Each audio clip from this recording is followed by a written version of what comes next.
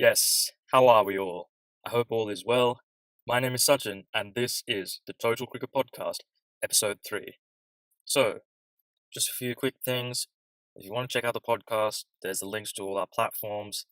We have iTunes, SoundCloud, YouTube, and also on Twitter. You can find all the links to all those other platforms, so please do check out the links. But now, onto the podcast. So, the first two podcasts, I focused on the ICC Champions Trophy. Now we're going to go back to reality, as it were, back to real time. And we're going to start off with Sri Lanka Zimbabwe, the game that just happened yesterday. An incredible result for Zimbabwe. Zimbabwe winning by 6 wickets, comfortably chasing down Sri Lanka's total of 316 at Galle, the highest run chase ever in Sri Lanka. No team had ever chased down 300 in a game in Sri Lanka before in an ODI. So to do that with such ease, it's an incredible achievement by Zimbabwe. Congratulations to them. Before I go in on Sri Lanka, I will say a few things about Zimbabwe. Zimbabwe cricket's in a very tough spot at the moment. I think that when you look at it, a big problem is just the political situation of the country. People want to leave Zimbabwe for better opportunities elsewhere. So this is where the political state of the country has really affected its cricketing potential. Zimbabwe do produce good cricketers. You look at players who were, born and bred in Zimbabwe who are playing internationals for other countries. You look at Colander Gronholm, Hilton Cartwright, Gary Ballance, the Curran brothers. They all could have played for Zimbabwe, but obviously that's not the case, and that's very disappointing to see because I think when you look at it, Zimbabwe they need all the help they can get. They're a struggling team, and for them to not have their best players available, it's a killer blow for them. So that's obviously one problem. Don't forget, you've got guys like Kyle Jarvis, Brendan Taylor. They've signed call pack deals. They're not playing for Zimbabwe anymore. So that's half an 11 that could have been theirs. That's just not there. So that's a big problem for Zimbabwe. The other thing is just the lack of fixtures that they're getting. Uh, they don't really have the respect of a lot of countries. No one really wants to play them. Now they're getting one test series. How many test matches are they going to get? What's their future in test match cricket? It doesn't look great. And even one day cricket, you saw recently, they had to resort to playing Scotland and the Netherlands. No one wants to play them.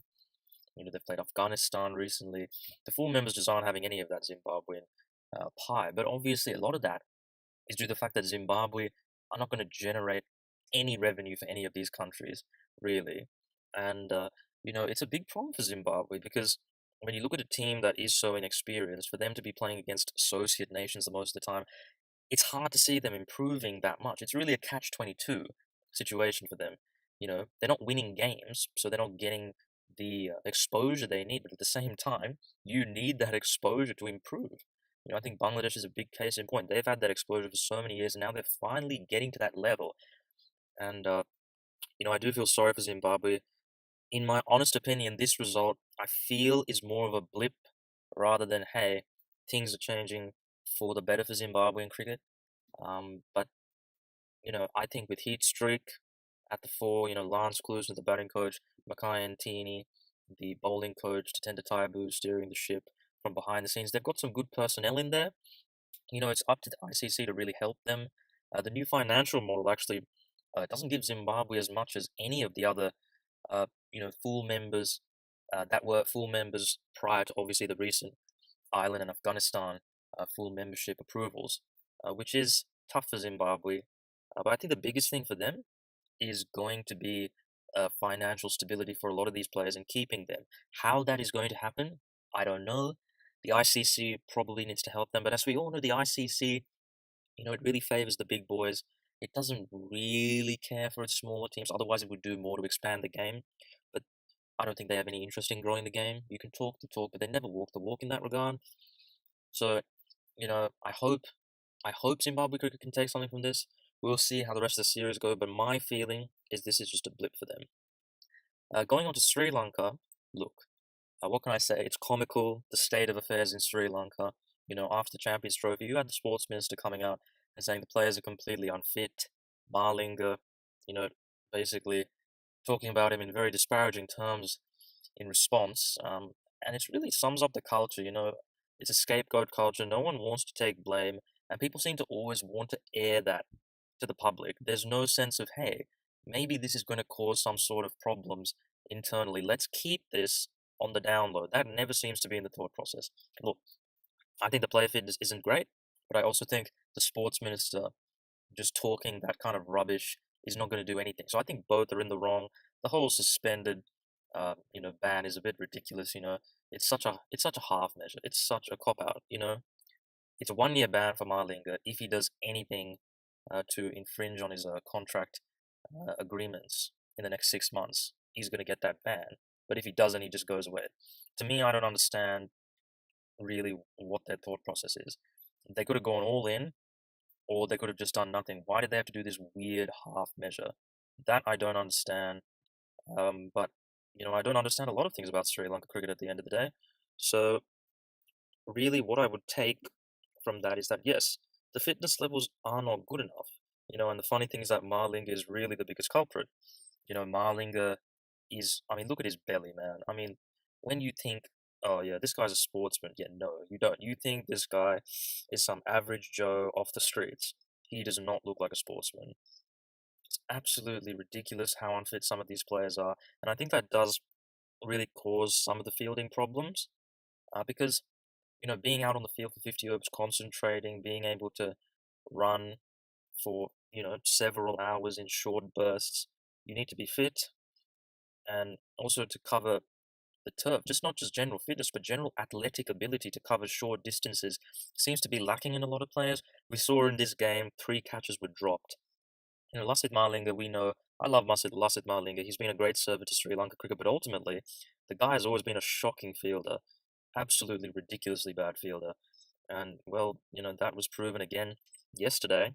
What was very disappointing is that Danushka Gunathilaka dropped a catch. He also dropped Azhar Ali at the Champions Trophy. I believe he's the best fielder in Sri Lanka's team. And if he's dropping simple catches, then that really makes me wonder.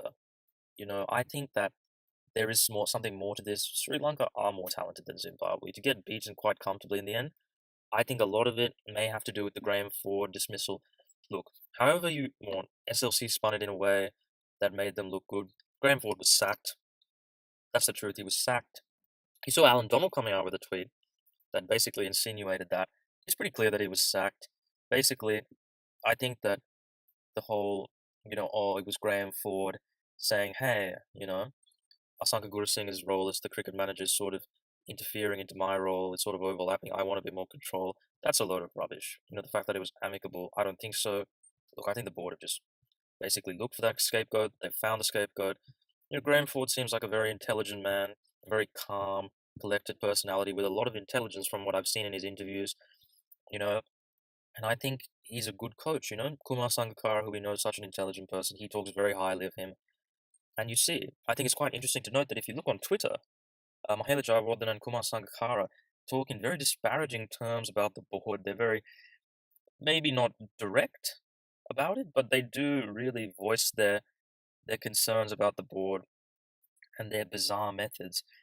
And I think that if you have a look why neither of them, I don't think, are going to get involved in the near future, is that, they basically badmouth the board, and rightly so. The board deserve all the criticism that they get. Mahela drew up a zonal cricket system for the provincial domestic circuit, and they scrapped it. Kept the Premier League system, 23 teams. It's ridiculous. If Sri Lanka want to go to the next level, outside the golden generation, keep producing really good players, particularly bowlers, which is a big problem. This Premier League system is holding them back. And the whole thing is farcical in the way that it works. It's ridiculous when you have a look at it. There are 23 teams, right? But the thing is, those teams have basically voted Tilanga Sumatipala, this SLC president, into power. So he basically has to serve the club's interests because they're the ones who elected him in the first place, which is absolutely ridiculous. Let's not forget, Sumatipala is a convicted criminal. This guy has been doing dodgy dealings with bookies in the past, right? Now, you would think, for such a big role as SLC president, you would think the guy who gets the job would have a clean record. You'd think, oh, that's probably one of the first things you'd sort of tick off. No, apparently not. So just by this alone, you can see the way in which things are run. It's so dysfunctional. The clubs have the votes for the SLC presidentship, a lot of the votes they have. And the thing is, right, if they, the worst part is that they own the grounds. Most of the grounds the clubs own. So if they were like, oh, let's stop the Premier League, let's not give that first class status, the clubs can just say, okay, you can't use the grounds. And there's obviously not a lot of grounds in Sri Lanka, so what could you do then? So the whole system is just beyond screwed in that. I mean, that is farcical. It really is. It's just a self-fulfilling cycle. There's just no way out of it. It's a vicious cycle. And really, that's why Tilanga Sumatipada, he would never consider getting rid of it because, if he wants to stay in power, he's got to keep the Premier League going. It's all a political chess game, I feel, with SLC. They're not serving the best rights of Sri Lanka cricket. It's a political chess game, and that's the most disappointing thing. When you have a look at this first class tournament, they play on ridiculously poor pitches. They're just crumbling from the start. 150 scores, very difficult to bat. Spinners paradise. Fast bowlers don't get any chance, and you get mediocre spinners ripping through lineups. And this comes into nicely this game against Zimbabwe, where Sri Lanka, if you have a look at the spinners, they got smashed. Sri Lanka did not use a spinner in the last two games of the Champions Trophy. That's Sri Lanka's strength, spin. But there's a dearth of spinners in the limited overs team at the moment because they're not being tested. They're playing in ridiculous conditions where everything's in their favor. The minute everything's not in their favor, when it's not a square turner, they struggle. And when I have a look at it, it is bizarre to me. Again, I will take this to the grave. Off spinners in one-day cricket, it's not the same anymore. Leg spinners are the way to go. You have Lakshan Sandakan. Apparently, he had a little bit of a virus, but that doesn't explain why he didn't play any games with the Champions Trophy now, does it? And you pick off spinners ahead of a Chinaman bowler. Now, that is really interesting because usually the Chinaman bowler, when people haven't seen a Chinaman bowler, it's very difficult for them to pick him up in the first few times they play him. Just because of that, no one really plays that much Chinaman bowling. There aren't many Chinamen around. And he's a wicket-taking option. In the warm-up games for the Champions Trophy, he went for runs, yes. But these people are going for runs. The off-spinners we know are going to go for runs. Pick someone who's taking wickets. I hear Angelo Matthews' post-match press conference. He said, we thought we had enough to restrict Zimbabwe, to restrict them. Not to bowl them out, but to restrict them. That's the mentality that's holding Sri Lanka back. The bowling is archaic mentality. This whole restriction mindset, I think it's epitomized by Asela Gunaratne bowling as many overs as he does. This restriction mindset. I know he got 2 wickets, but come on. He's as a defensive bowler as you can get, really. This whole restriction mindset. Let's not take wickets, let's restrict the opposition. Gone are those days. Teams can rack up 300. Good pitches. You can't restrict teams. They have deep batting. Zimbabwe bat really, really deep. They have Graham Cream at 9. He has a test 100, funnily enough, against Sri Lanka. They bat deep, and, really, it is a silly mentality to have, I think. Look at Lakshan Sandakan, Jeffrey Van Say, play those leg spinners. Also, play wicket-taking fastballs. Lairu Madhushankar, why did he play? He bats at 7 and he bowls 2 overs. Sri Lanka love these bits and pieces cricketers who aren't good enough in either discipline.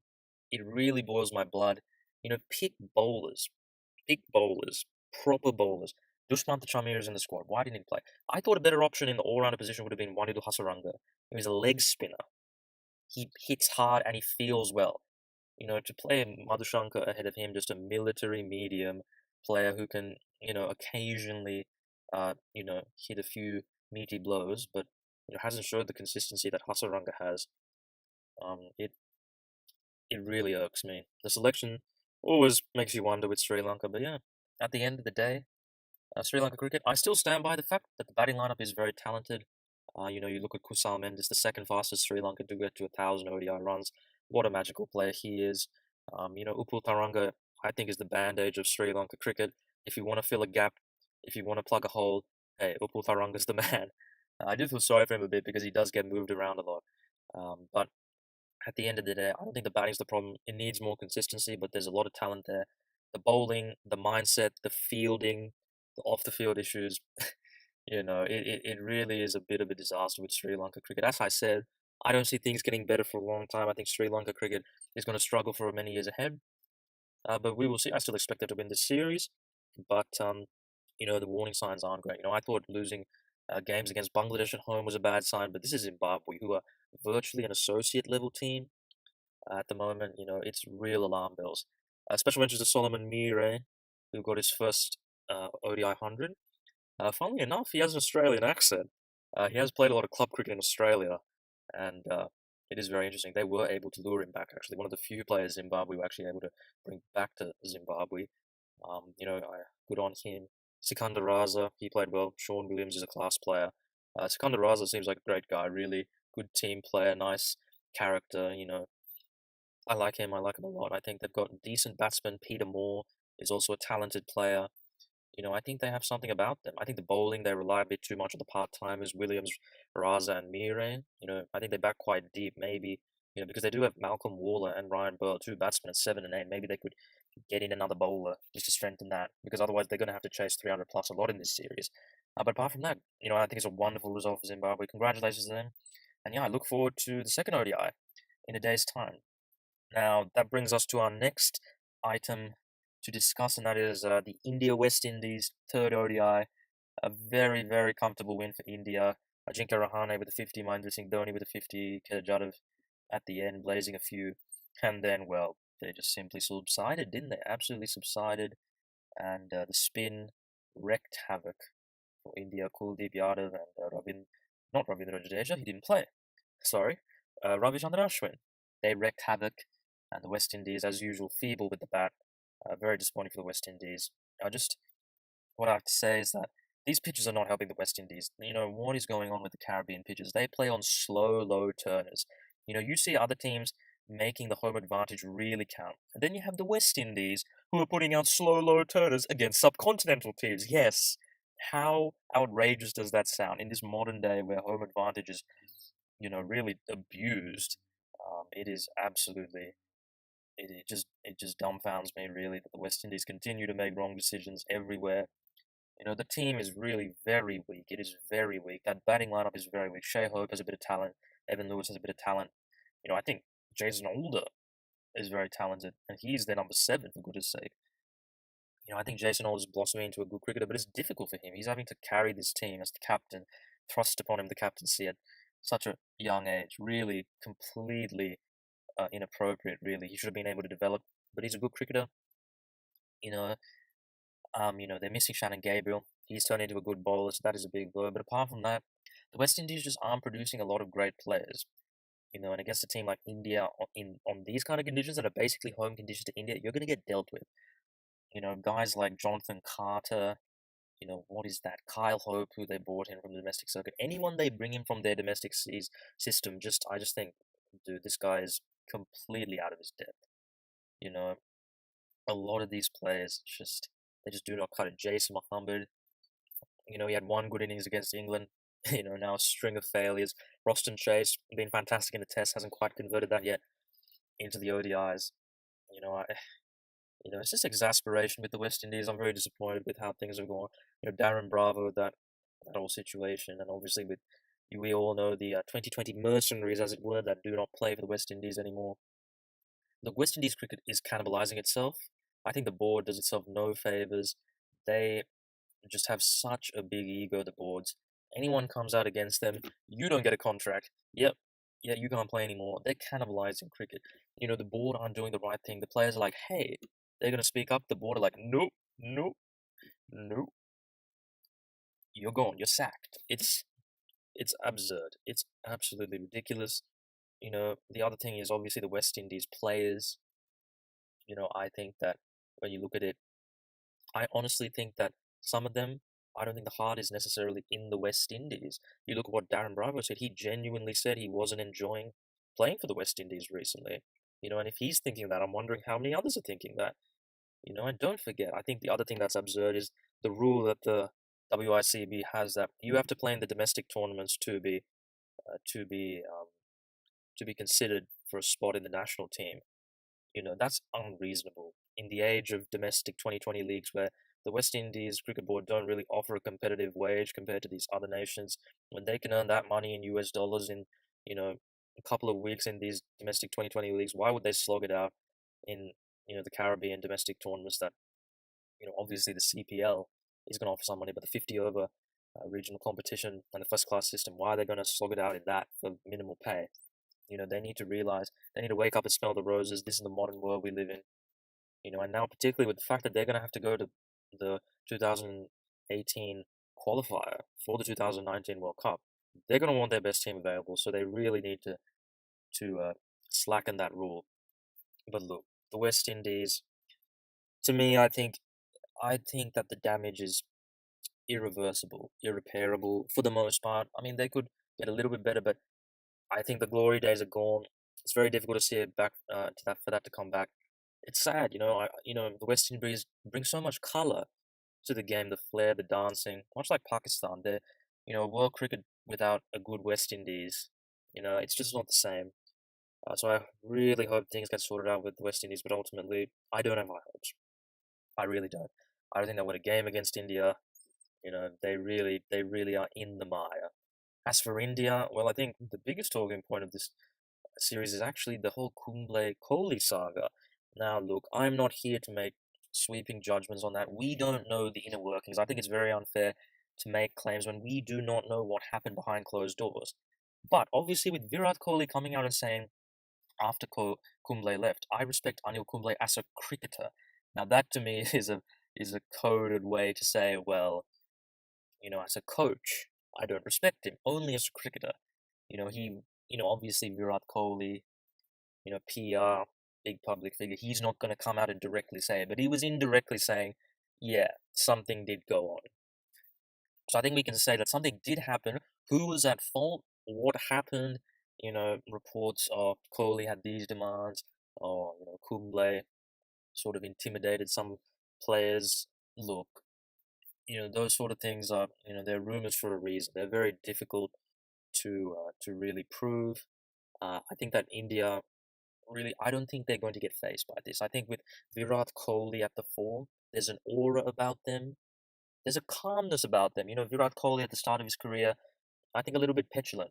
He's really calmed down. I think the way he speaks, it's beautiful. I always think, wow, every time he speaks, he's a beautiful orator.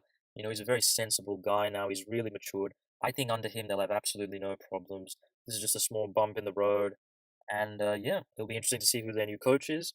As for this series so far, I think it's good to see Ajinkya Rahane come into the runs. Obviously, to have that batting depth is good. It would have been nice to see Rishabh Pant. Hopefully now, maybe in the next game or the last game, with the series wrapped up, he can have a go. He's a very talented player. As usual, Bhuvaneshwar Kumar, very, very economical. Kuldeep Yadav's been in the wickets, as I said, the leg spinner, the Chinaman particularly. I'll say it again and again. The leg spinner is the trump card in ODI cricket. Obviously Ashwin has done well as well, on these pitches, these slow, low pitches. But the fact of the matter is you're not going to get these slow, low pitches in the world tournaments for ODIs, which is where the off-spinners struggle. But on these pitches, yes, spinners can do well. Ashley Nurse, who is a mediocre off-spinner, was difficult to get away. These pitches are slow, low. The spinners thrive in these conditions. So I think India, the way they're looking very strong. As I said, I think they have a really good core. Not going to need to fiddle too much. Things are looking bright for India, and I'm sure a 4-0 result. I would put a lot of money on that happening. The West Indies, they are absolutely abysmal, which is very disappointing to see, but such the reality. So yes, the final thing I want to talk about today is the Women's World Cup, which did start a week ago. We've had 2 rounds of matches so far, and I just think the tournament has been very nice. It's been very nice. I like the fact that they're playing at these boutique venues. If you're playing at the bigger venues, the ground's going to look empty. It's not a good look. I think playing it at these boutique venues is good. The atmospheres are good. You can clearly hear in the crowd there's more women, more young people at the grounds, which is great. More girls, young girls watching. That's great for the future of women's cricket. Even though the ground's still unpacked, there's enough of an atmosphere. The ground looks full enough to create that atmosphere, that appeal to the game. It looks appealing to the eye when you watch it on TV. I think it's a nice format, with the 8 teams. It's a lot better than the proposed 2019 men's 50 over World Cup. Because think about it, right? It's amazing what 2 extra teams does to the amount of group games. 45 group games in the 2019 men's World Cup. Now, in this Women's World Cup, there's only 28. So two extra teams in this round robin single group system creates 17 extra games. 28 group games, that's actually reasonable. And I like the format a lot better than what the men's is going to be. First and foremost, obviously, just on the cricket in general, I think it's been good quality cricket. I like the fact that we're seeing now the evolution of women's cricket, big scores coming thick and fast. England getting 377. That is huge. Just recently, India got 380 in an ODI. The women's game is developing. The power hitting is developing. It's great to see that there's also more competitive level. Until recently, Australia, England, New Zealand were so dominant, and the other teams were just so far behind. But you see the West Indies, you see South Africa, and you see India really coming up to compete with them. I think it's great for the game to have more competitive teams. So far, Australia, they're a dominant side. Australia look really good. New Zealand, class team. Obviously, England had that blip against India, but how good was Nat Siver and Heather Knight batting against Pakistan? Fantastic stuff. South Africa had a really nice win against Pakistan. They did almost choke like the men's team. It seemed contagious. The disease was contagious, but South Africa and women's, luckily, they were able to pull it together at the end and just scrape by. And again, they should have won very comfortably. And India, a good win for them against England, obviously. I think they're really coming to the fore as a power in women's cricket. Smriti Mandana has been fantastic. She got 100 against the West Indies yesterday. She got another 50 against England. I saw her for the Brisbane Heat in the WBBL. And she wasn't scoring a lot of runs. I thought, wow, she's such a talented player. But I was like, that's where that talent was. Yeah, I wasn't wrong about her. Great to see. Very, very talented player.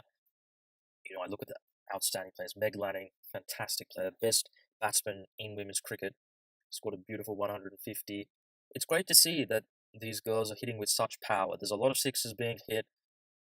Batsmen are scoring at a strike rate. Yes, there are some batsmen who still really struggle to hit the ball off the square, but part of that is the nutrition, the infrastructure, the fitness regimes for some of these developing teams like the West Indies, Sri Lanka, Pakistan, don't have the infrastructure of Australia, England, New Zealand. Once they get that in place, things will improve. Things will improve. The evolution is clear, and things will keep improving. I really want to have a special shout out to Chamri Atapattu, 178 not out in an innings of 257 for 9. I mean, talk about getting no help at all. That is a one-woman band right there. Unbelievable innings. For the next top score to be 24, it's really pathetic by the rest of the team that no one could help her out. And I think she must have been a bit miffed to lose by 8 wickets with so many overs to spare after that. It must be a little bit disheartening. But obviously, also the highest ever percentage of runs scored by one batsman in a women's ODI, which is an incredible achievement. 69%. That is absolutely outrageous. The way she hit the ball is so clean. She just hits with straight lines through the ball. A joy to watch. Really loves that down the ground, and also just the nice little lofted pull shot off the front foot over the mid-wicket area. She's very good at that as well. Has a nice drive as well. Beautiful, beautiful, elegant player. She's one of the best batsmen going around. She plays for Sri Lanka. That's part of the problem, but I'm sure this will attract a lot of interest from WBBL teams, Kia Super League teams for her. I mean, the fact that she has the only 3 ODI hundreds for Sri Lanka women's says something about her, the difference between her quality and the rest of her team. That's the gulf in class. But ultimately, I'm looking at this tournament. Australia, New Zealand, and England, as always, are the favourites. I think India look like a strong team to come through to the semis. I think India, South Africa, that would be a huge game. India did beat South Africa in the qualifier tournament. If India won that, I feel they would take that last semi-final spot. South Africa, they also have a chance. They're a good team. I think the West Indies with 2 losses is going to be difficult for them. I think the West Indies have been very disappointing. Very disappointing. I think part of the problem is the conditions they play in. As we know, the Caribbean pitch is so slow and low. Playing on these harder, bouncier pitches, the batsmen have really struggled. For in both games, they have not got anywhere near enough runs. Deandra Dotton, Stefani Taylor, and Haley Matthews. None of them have got 50s yet. They rely on them so much. So the West Indies have been disappointing so far. But that's not to say they don't have a chance still, because it is a long tournament. Pakistan and Sri Lanka really have minimal chance. They don't really have enough good batsmen to get the big scores. They lack a lot of power hitting. They don't have enough. I don't think they can get big enough scores to challenge these bigger teams. You look at Australia, England, New Zealand in particular, they are going to be able to get 300s. So it's going to be very difficult for those teams. But yes, it will be interesting to see how the rest of the tournament goes for the Women's World Cup. Very interesting tournament. And yes, my money would be on Australia. They look really, really good. The squad is excellent. All their 11 players, they are potential match winners. You look at women's cricket, sometimes you'll get a couple of players who are really just almost like fielders, because you do get a lot of all-rounders, and then you just end up with a couple of specialist fielders almost who don't do anything. But in Australia, you've got 11 players who really can make a big difference. They've got so many world-class players in that team.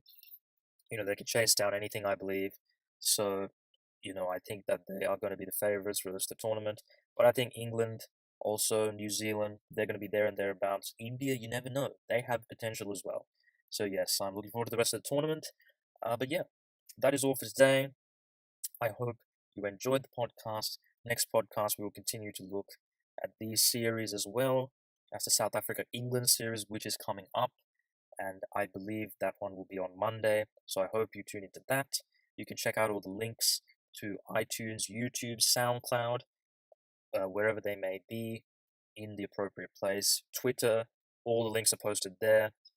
And yes, hopefully you enjoyed this podcast. Thanks for listening. Until next time, I'll see you later.